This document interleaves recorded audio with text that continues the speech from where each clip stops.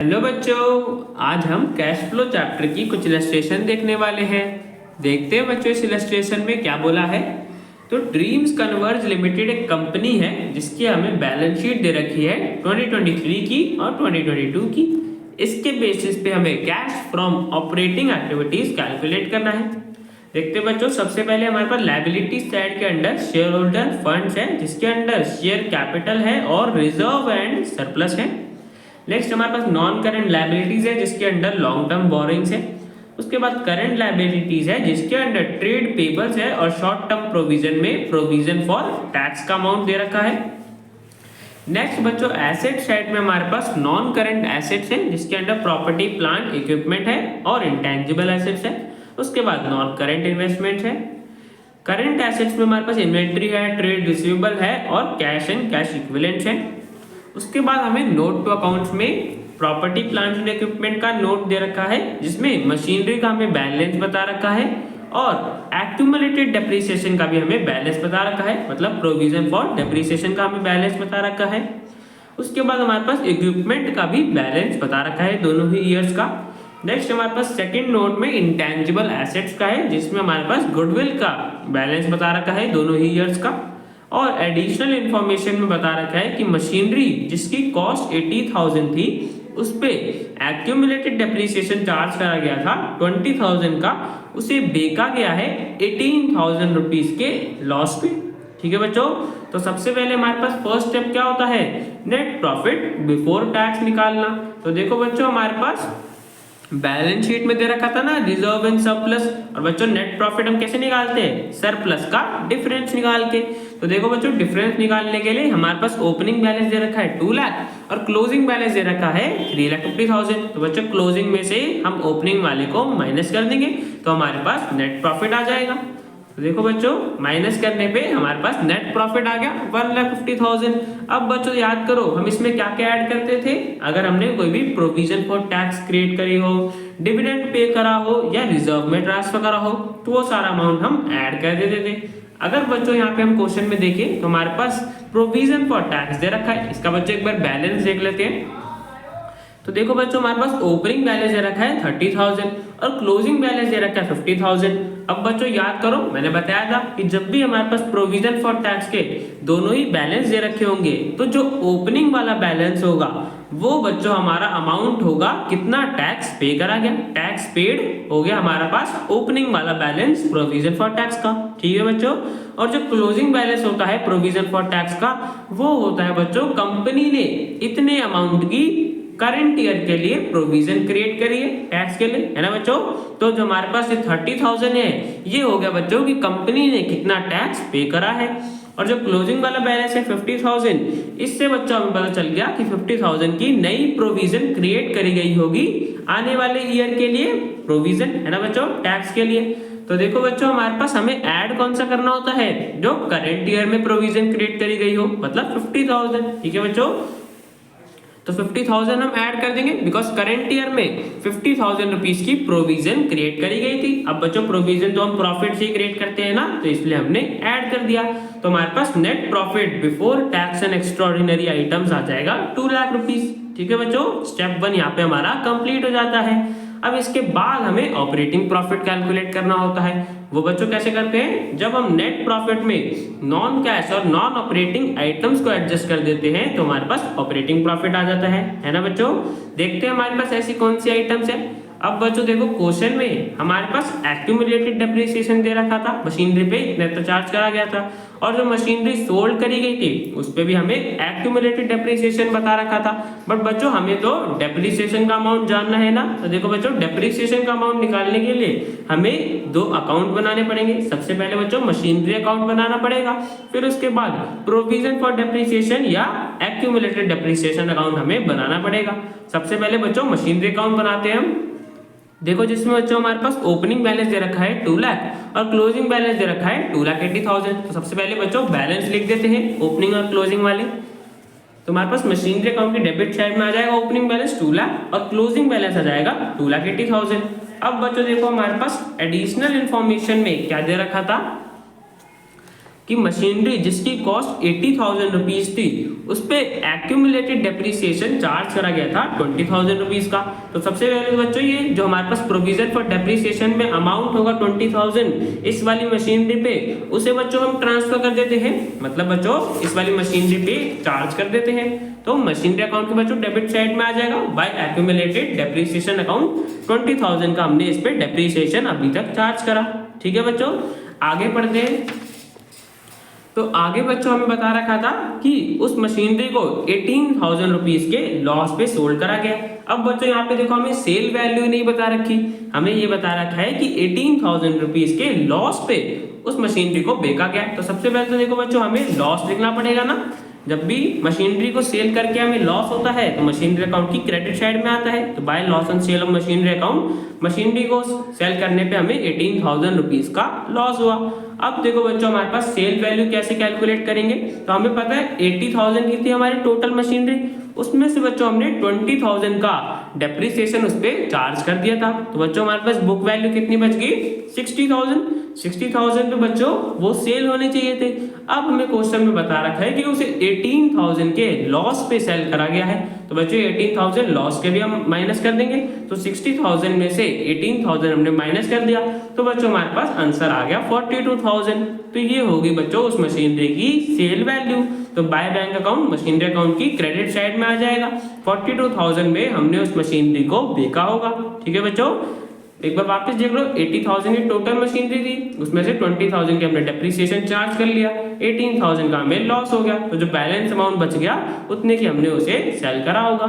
ठीक है बच्चों, अब टोटल देख लेते हैं। तो टोटल बच्चों हमारे पास क्रेडिट साइड का टोटल ज्यादा आ रहा है और डेबिट साइड का कम आ रहा है। तो देखो बच्चों हमेशा ध्यान रखना कि जब भी मशीनरी अकाउंट के टोटल में डेबिट साइड का टोटल कम आएगा, तो जब भी बच्चों जो बैलेंसिंग फिगर होगी वो डेबिट साइड में होगी। अब बच्चों बैलेंसिंग फिगर किस चीज की होगी कि हमने मशीनरी परचेज करी होगी, है ना बच्चों। हमेशा याद रखना कि जब भी क्रेडिट साइड का टोटल ज्यादा होगा मशीनरी अकाउंट का, तो जो डेबिट साइड में बैलेंसिंग फिगर आएगी वो होगी मशीनरी परचेज की, कि हमने कितनी मशीनरी परचेज करी। देखते हैं बच्चों हमारे पास क्रेडिट साइड में टोटल आ रहा है 3,60,000।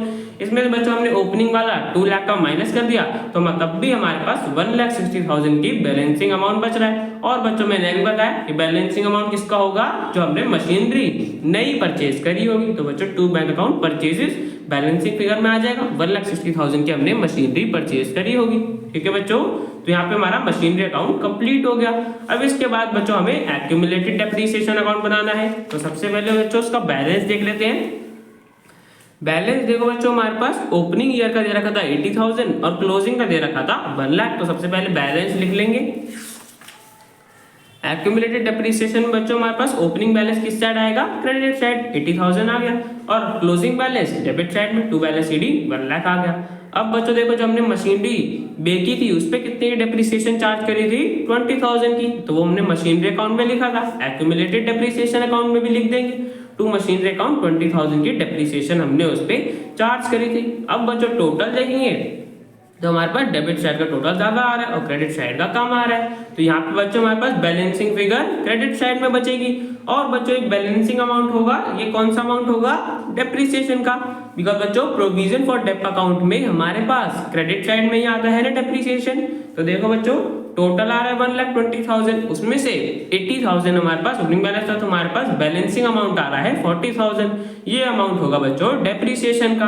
तो बच्चों टोटल डेप्रिसिएशन कितनी चार्ज करी गई होगी मशीनरी पे, 40,000 रुपीज। ठीक है बच्चों, तो हमें डेप्रिसिएशन का अमाउंट पता चल गया प्रोविजन फॉर डेप्रिसिएशन अकाउंट से। अब बच्चों इसको हम अपना एडजस्ट कर देंगे।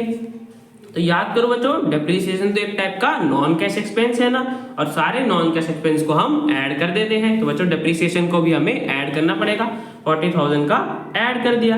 अब बच्चों देखो इसी मशीनरी पे हमें लॉस भी तो हुआ था ना, 18,000 का लॉस हुआ इसे मशीनरी को सेल करने पे। तो बच्चों मैंने बताया हुआ है जब भी हम मशीनरी को सेल करके जो लॉस होता है ये बच्चों हमारी बिजनेस की ऑपरेटिंग एक्टिविटी से तो रिलेट नहीं करता, हमारी बिजनेस की ऑपरेटिंग एक्टिविटी थोड़ी ना है, ये तो बच्चों एक टाइप की नॉन ऑपरेटिंग एक्टिविटी है। और उसमें भी लॉस हुआ है तो नॉन ऑपरेटिंग एक्सपेंस हो गया ना, और सारे नॉन ऑपरेटिंग एक्सपेंसेस को हम ऐड कर देते हैं। तो इसको बच्चों हमें ऐड करना पड़ेगा बिकॉज हमारी बिजनेस की मेन ऑपरेटिंग एक्टिविटी से रिलेटेड नहीं है। ठीक है बच्चों, अब और आइटम देखते हैं। तो और बच्चों देखो हमारे पास गुडविल दे रखा है, जिसका ओपनिंग बैलेंस है 1 लाख और क्लोजिंग बैलेंस है 95,000। तो यहाँ पे बच्चों देखो हमारी गुडविल का अमाउंट डिक्रीज हो गया ना, और मैंने बताया हुआ अपनी प्रीवियस वीडियोस में कि जब भी गुडविल का अमाउंट डिक्रीज होगा तो हम ये मान के चलेंगे कि गुडविल को हमने अमोर्टाइज कर दिया, मतलब डेप्रिशिएट कर दिया। अभी बच्चों हमने देखा था कि डेप्रिसिएशन को हमें ऐड करना होता है, तो अमोर्टाइजेशन को भी तो बच्चों सेम इसी तरीके से हमें ऐड करना पड़ेगा। तो गुडविल अमोर्टाइज डेप्रिशिएट कर दिया 5,000 से, तो बच्चों हमने वो भी ऐड कर दिया, और बच्चों हमारे पास ऑपरेटिंग प्रॉफिट आ गया 2,63,000। अब बच्चों इसमें जो हमारे पास वर्किंग कैपिटल में चेंज हुआ होगा उसे हमें एडजस्ट करना है। वर्किंग कैपिटल मतलब बच्चों करंट लायबिलिटीज और करंट एसेट्स देख लेते हैं। करंट लायबिलिटी में बच्चों हमारे पास ट्रेड पेबल था, जिसका देखो ओपनिंग बैलेंस था 1,05,000 और क्लोजिंग बैलेंस था 1,22,000। तो यहाँ पे बच्चों देखो हमारे पास ट्रेड पेबल्स का अमाउंट इंक्रीज हुआ ना, मतलब करंट लायबिलिटी का अमाउंट हमारा बढ़ रहा है, कितने से 17,000 से इंक्रीज हो रहा है। और जब भी बच्चों करंट लायबिलिटीज इंक्रीज होती है तो हम हमेशा ऐड करते हैं, तो ऐड कर देंगे ट्रेड पेबल्स 17,000 से। ठीक है बच्चों, अब करंट एसेट्स देख लेते हैं। करंट एसेट में बच्चों हमारे पास सबसे पहले इन्वेंट्री है, जिसका हमारे पास ओपनिंग बैलेंस दे रखा है 55,000 और क्लोजिंग बैलेंस दे रखा है 1,30,000। अब यहाँ पे बच्चों हमारे पास करंट एसेट इंक्रीज हो रहा है, कितने से 75,000 से बच्चों इंक्रीज हो रहा है ना। और जब भी बच्चों हमारे पास करंट एसेट इंक्रीज होते हैं तो हम हमेशा माइनस करते हैं। या तो बच्चों आप इसका रीजन भी समझ सकते हो कि इन्वेंट्री हमने परचेज करी होगी तभी हमारी इन्वेंट्री बढ़ गई। अब जब परचेज करी तो हमारे पास कैश का आउटफ्लो हुआ होगा, इसलिए माइनस कर रहे हैं। ठीक है बच्चों, तो 75,000 इन्वेंट्री हमने माइनस कर दिया। अब नेक्स्ट आइटम देखते हैं। नेक्स्ट है हमारे पास ट्रेड रिसीवेबल, जिसका ओपनिंग बैलेंस दे रखा है 80,000 और क्लोजिंग बैलेंस दे रखा है 1,47,000। तो ये भी बच्चों हमारे पास इंक्रीज हो रहा है, कितने से 67,000 से। तो बच्चों इसको भी हम सेम माइनस कर देंगे इन्वेंट्री की तरह। तो ट्रेड रिसीवेबल 67,000 से हमने माइनस कर दिया। तो बच्चों हमारे पास सब कुछ ऐड और सब्ट्रैक्ट करने के हमारे पास आंसर आ गया 1,38,000। ये हो गया बच्चों कैश जनरेटेड फ्रॉम ऑपरेशंस। अब बच्चों मैंने बताया था ना अभी स्टार्टिंग में कि प्रोविजन फॉर टैक्स का हमें ओपनिंग बैलेंस भी दे रखा था। कितना दे रखा था बच्चों 30,000, जो कि बच्चों हमें क्या बताता है कि इतने अमाउंट का टैक्स पे करा गया होगा, है ना बच्चों। तो ये हमारे पास कैश जनरेटेड फ्रॉम ऑपरेशंस आया, इसमें से बच्चों हम टैक्स डिडक्ट कर देंगे तो हमारे पास कैश फ्लो आ जाएगा। तो देखो बच्चों 1,38,000 आया था, उसमें से 30,000 का हमने टैक्स पे कर दिया, तो हमारे पास बैलेंस अमाउंट आ गया 1,08,000 का। और ये हो गया बच्चों हमारे पास final answer cash flow from operating activities का। तो बच्चों क्वेश्चन हमारा कंप्लीट हो गया। अब बच्चों चलते हैं नेक्स्ट क्वेश्चन पे। तो ये है बच्चों हमारा नेक्स्ट क्वेश्चन, जिसमें हमें कुछ इन्फॉर्मेशन दे रखी है। इस इन्फॉर्मेशन के बेसिस पे हमें cash flow from operating activities calculate करना है। सबसे पहले बच्चों हमारे पास statement of profit and loss दे रखा है, जिसमें सबसे पहले रेवेन्यू फ्रॉम ऑपरेशंस है इतने अमाउंट का। एक्सपेंसेस में हमारे पास purchase of stock in trade है, change in inventories of stock in trade है, एम्प्लॉइज बेनिफिट एक्सपेंसेस है, डेप्रिसिएशन एंड अमोर्टाइजेशन एक्सपेंसेस है और अदर एक्सपेंसेस है, जिससे हमारे टोटल एक्सपेंसेस इतने अमाउंट के हो जाते हैं। और हमारे पास नेट प्रॉफिट कितने का है, नेगेटिव में बच्चों, इसलिए ब्रैकेट से शो कर रखा है। अब इसमें से हमने प्रोविजन फॉर टैक्स और माइनस कर दिया, तो हमारे पास प्रॉफिट आफ्टर टैक्स इतने अमाउंट का आ गया। अब इसके आगे देखते हैं बच्चों क्या दे रखा है। नेक्स्ट हमारे पास बच्चों नोट टू अकाउंट्स ये रखा है, जिसमें पहला note change in inventories of stock and trade का है, जिसमें हमारे पास ओपनिंग इन्वेंटरी का बैलेंस दे रखा है और क्लोजिंग इन्वेंटरी का बैलेंस दे रखा है। इसके बाद हमारे पास एडिशनल इंफॉर्मेशन में सन्ड्री डेटर्स है, बिल रिसीवेबल है, सन्ड्री क्रेडिटर्स है, सैलरीज आउटस्टैंडिंग है, प्रीपेड इंश्योरेंस है और प्रोविजन फॉर टैक्स है। सभी का हमें बैलेंस दे रखा है 2023 का और 2022 का। अब बच्चों हम कैलकुलेट करते हैं cash flow from operating activities. तो याद करो बच्चों सबसे पहले फर्स्ट स्टेप क्या होता है, net profit before tax and extraordinary items निकालना, है ना बच्चों। तो देखो हमारे पास क्वेश्चन में बच्चों क्या दे रखा था, statement of profit and loss में बच्चों हमारे पास नेट प्रॉफिट बता रखा था, नेगेटिव का था 1,65,000, मतलब यहाँ पे बच्चों नेट प्रॉफिट नहीं, हमारे पास एक्चुअल में नेट लॉस है। तो 1,65,000 का बच्चों लॉस हो गया। अब बच्चों देखो हमारे पास नेट लॉस तो दे ही रखा है, तो फर्स्ट स्टेप यहाँ पे हमारा कंप्लीट हो जाता है। Net loss before tax and extraordinary items आ गया 1,65,000 नेगेटिव का। अब बच्चों सेकंड स्टेप क्या होता है, ऑपरेटिंग प्रॉफिट कैलकुलेट करना। तो देखो बच्चों, ऑपरेटिंग प्रॉफिट हम कैलकुलेट कैसे करते हैं, जब हम नेट प्रॉफिट में सारे नॉन कैश एक्सपेंसेस या नॉन ऑपरेटिंग आइटम्स को हम एडजस्ट कर देते हैं। अब बच्चों यहाँ पे हम क्वेश्चन में देखें तो हमारे पास डेप्रीसिएशन का बच्चों एक्सपेंस दे रखा था ना, स्टेटमेंट ऑफ P&L में डेप्रीसिएशन और अमोर्टाइजेशन के एक्सपेंस दे रखा था हमें 1 लाख रुपीस। अब बच्चों ये दोनों ही एक टाइप के नॉन कैश एक्सपेंस है ना, बिकॉज बच्चों एक्चुअल में तो हमने कोई कैश का आउटफ्लो हुआ ही नहीं है ना बच्चों, कैश तो हमने दिया ही नहीं, बस हमने statement of profit and loss में इसे शो करा है, मतलब चार्ज करा है। तो बच्चों हमें इसे ऐड करना पड़ेगा, बिकॉज सारे नॉन कैश एक्सपेंसेस को हम ऐड कर देते हैं। वैसे नॉन कैश एक्सपेंस को हमने ऐड कर दिया 1 लाख के डेप्रिसिएशन और अमोर्टाइजेशन के। तो बच्चों हमारे पास ऑपरेटिंग लॉस आ गया, बिकॉज बच्चों अगेन अभी भी माइनस में है, तो ऑपरेटिंग प्रॉफिट की जगह ऑपरेटिंग लॉस आया हमारे पास 65,000 का नेगेटिव का। अब इसके बाद बच्चों थर्ड स्टेप होता है जो हमारे पास वर्किंग कैपिटल, मतलब करंट एसेट्स और करंट लायबिलिटीज में चेंज हुआ है, उसे हमें एडजस्ट करना होता है। देख लेते हैं बच्चों क्या चेंज हुआ है। तो सबसे पहले हमारे पास सन्ड्री डेटर दे रखा है, जो कि बच्चों करंट एसेट होते हैं ना, जिनका ओपनिंग बैलेंस था 1,25,000 और क्लोजिंग बैलेंस है 1,50,000। तो यहाँ पे देखो बच्चों करंट एसेट का हमारा अमाउंट इंक्रीज हो रहा है ना, 25,000 से इंक्रीज हो गया। और बच्चों याद करो, जब भी हमारे पास करंट एसेट्स इंक्रीज होते हैं तो हमें माइनस करना होता है। तो सन्ड्री डेटर बच्चों 25,000 से इंक्रीज हुआ है, इसलिए हम माइनस कर देंगे। ठीक है बच्चों, नेक्स्ट आइटम देखते हैं। नेक्स्ट है बच्चों हमारे पास बिल रिसीवेबल, जिसका ओपनिंग बैलेंस दे रखा है 40,000 और क्लोजिंग बैलेंस दे रखा है 30,000। तो यहाँ पे बच्चों हमारे पास करंट एसेट का अमाउंट डिक्रीज हो गया ना, कितने से 10,000 से हमारे पास डिक्रीज हो गया। अब जब भी बच्चों करंट एसेट का अमाउंट डिक्रीज होगा तो हमें ऐड करना होता है। ऐसे बच्चों आप याद कर सकते हो कि जब भी करंट एसेट डिक्रीज होंगे तो ऐड करना है, अगर करंट एसेट इंक्रीज होंगे तो हमें माइनस करना है। यहाँ पे बिल रिसीवेबल हमारा डिक्रीज हो रहा है तो इसलिए माइनस कर देंगे 10,000 से। ठीक है बच्चों, सॉरी बच्चों, बिल रिसीवेबल हम ऐड कर देंगे बिकॉज डिक्रीज हो रहा है, तो 10,000 हमने ऐड कर दिया। अब इसके बाद देखो बच्चों नेक्स्ट हमारे पास सन्ड्री क्रेडिटर दे रखा था, जिसका बच्चों ओपनिंग बैलेंस है 85,000 और क्लोजिंग बैलेंस है 75,000। तो यहाँ पे बच्चों हमारे पास करंट लायबिलिटी हमारी डिक्रीज हो रही है ना, current liability sundry creditors decrease हो रहे कितने से 10,000 से। तो बच्चों देखो जब भी करंट लायबिलिटी डिक्रीज होते हैं तो हमें माइनस करना होता है। तो बच्चों सन्ड्री क्रेडिटर्स 10,000 से हम माइनस कर देंगे। ठीक है बच्चों, नेक्स्ट आइटम देखते हैं। नेक्स्ट बच्चों हमारे पास सैलरीज आउटस्टैंडिंग दे रखा है, जिसका ओपनिंग बैलेंस है 10,000 और क्लोजिंग बैलेंस है 15,000। तो यहाँ पे देखो बच्चों हमारे पास करंट लायबिलिटी का अमाउंट इंक्रीज हो रहा है। अभी बच्चों हमने देखा था ना कि जब भी करंट लायबिलिटी डिक्रीज होती है तो माइनस कर देते हैं। अब यहाँ पे करंट लायबिलिटी हमारी इंक्रीज हो रही है तो उसका अपोजिट ऐड कर देंगे।